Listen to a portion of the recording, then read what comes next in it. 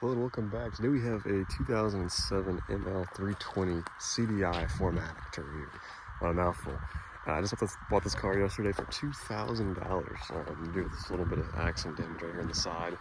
It's gonna need a new door, but nothing crazy. A little bit of wind intrusion there. But still a very nice car, 202,000 miles, and I sold my 1976 car, which I should have reviewed before I sold it, but I wasn't running before I sold it. I had it running while the guy was here. Long story, he's a friend of mine, so he just wanted the car. But anyway, I was about to replace it because I need a diesel Mercedes that runs. I'm looking at you, 240D. Anyway, it's an 07, 200,000 miles, basically a one-owner car, serviced at Mercedes its whole life. And it's in a pretty nice white color, $15,000 in options, so you have some interesting stuff in this car, like a backup camera.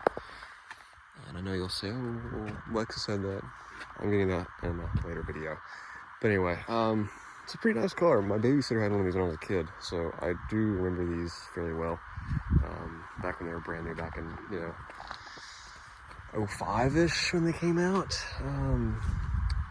She had a 211 and then replaced with one of these, so, yeah, it was a long time ago, but I was on a Hummer H2, so I don't know, these were like minimum wage workers back in the day, but anyway, we got on the car, so we'll do a little short walk around this car. Small drive, go over some of the ML features of this era. This one has a high option, so you'll get some fun stuff. Like, for instance, start with the back. We have a power tailgate. Sometimes it needs a little assistance, I guess. There we go. There we go. You also have power close. Under here, your spare tire. And as you can see, this is a lot nicer than the prior gen ML. I think I reviewed mine. I don't remember if I did or not. But it's a lot nicer. You have a sub back here, one with a first aid kit. 12-volt outlet over here. Like, compared to the first gen MLs, which I had in 01, this is a massive step up. Built in Alabama still, but still a massive step up. Back seat, you have a nice wood trim along with this nice aluminum. This is kind of the beginning of like the next era of Mercedes, such as that S-Class over there, compared to your more 2000s stuff. So back here you have nets, you have a center console with cup holders, or dirty cup holders. I just bought the car yesterday. AC vents, this is where your secondary climate control would have gone, but this car is not option with that. Right here is probably an ashtray if I were to guess, but it is broken. More storage, and then a USB lighter right there. More nets right there, and a little bit more storage as well as in here, and 2 speakers. You just have coat hangers right here. Headliner is still in good shape. Shocking for this era Mercedes. Because my C-Class is a bad one with half the miles and 4 years newer. And being a German-built Mercedes, this Alabama-built one is doing a little better. Up front, still a very nice condition driver's seat for the miles. 202,899. Your seat controls right here. Uncommon for a Mercedes, but, some of them do have them there. Window controls are right here. This one doesn't have a lot of blank switches, being that it is a diesel, so it has some of the, but does have power,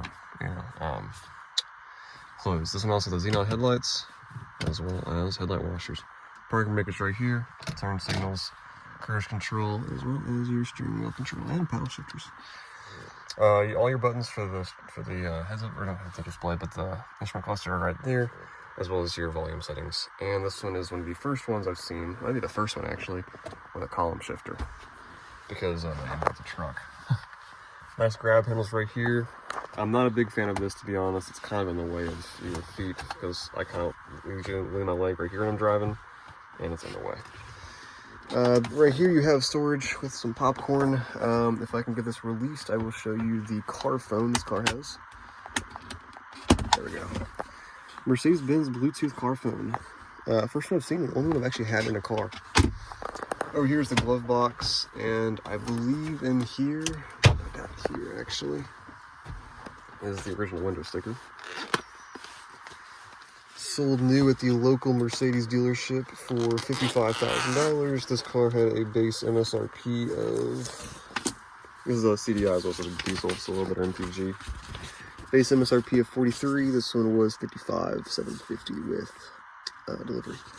As you see, premium package was the brunt of that with $5,800 more than this car is worth now.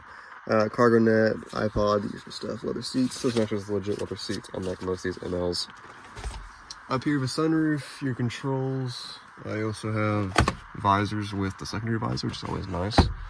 And vents right here, which I really like. Reminds me of my old SL.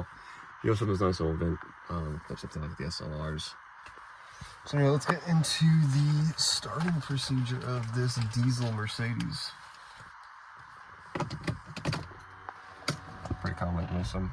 It doesn't have a check engine light currently. It's just for the oh, it went away. It's for the fuel gauge is off, so I ran out of gas yesterday. Nothing crazy. This car has satellite navigation, map, all that kind of stuff, and this is how you eject the CDs. Some transformer shit, and to fix it, you just do eject. Fan speed controls are right here. A little bit of storage right here that is broken-ish. It'll shut. And then you have cigarette lighter and ashtray right there. Cup holders are also right here in the middle, which I like. They're good size. Anyway, let's hit this ML on a short drive. Take on the block real quick, you know. But overall, I like this car. It is a lot nicer than those first gen MLs. And I do like the first gen MLs, but there's a difference, you know. And I really hope I reviewed mine, because I don't think I'm gonna buy another one for a while. They don't pop in the market too often, and they don't sell that well either, so. These, I think this car will sell pretty good. Once I replace that rear door, it'll be a nice, like, $5,000 car.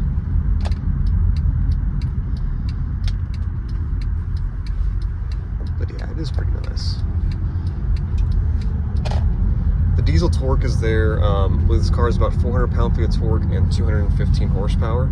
So the power numbers are there. And we'll give it a little throttle here. Let's downshift into first. We'll do second. So not the fastest thing in the world, but for a, you know, mid-sized SUV, it's not horrible. We'll turn around right here. Ooh, a little too tight, I guess. Oh, it's brand new asphalt, that's why. But yeah, honestly, for the SUVs I've owned, being a Chevy Traverse, which I don't think I ever reviewed, this, I had a GMC Terrain for a little bit, Honda Pilot, I don't think I reviewed that one, a couple Ford Explorers. This is definitely the, oh, and the Range Rovers. This is my favorite of my SUVs I've ever owned. Very nice car, AC works great, it looks good. I might put a little bash bar on it. My dad might want it. He's been looking for a four-wheel drive diesel SUV. Yeah, between this and the BMW, I would take the Mercedes. But it's a very nice car for 07. Like, this is a very nice car. I mean, it's just the jump in Mercedes from like 2000 to 2010 was crazy. And this really shows it. I mean, the material's a lot nicer. This feels like a 2015-16 car on the inside. Even compared to my S-Class, because I prefer this screen than the ones and the later ones, like the 221s. It's just a better design in my opinion. It feels more driver focused. It's not touch, but it is nice.